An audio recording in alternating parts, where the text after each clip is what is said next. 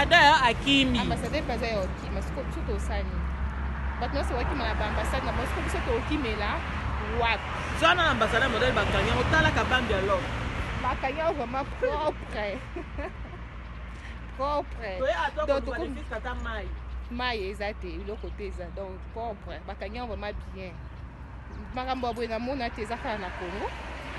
donc président badone na ye biso tokomi neti baorphelin na mboko bato nyonso bakimela ambassade na bango soki biso tokimela wapi eyepesa soni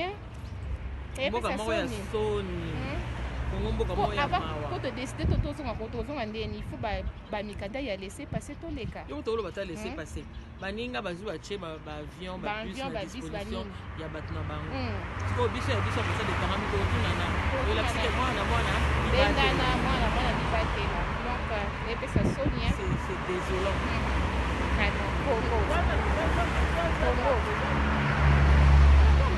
soni napona bino ya Congo yango wana omoni yango mboka mwana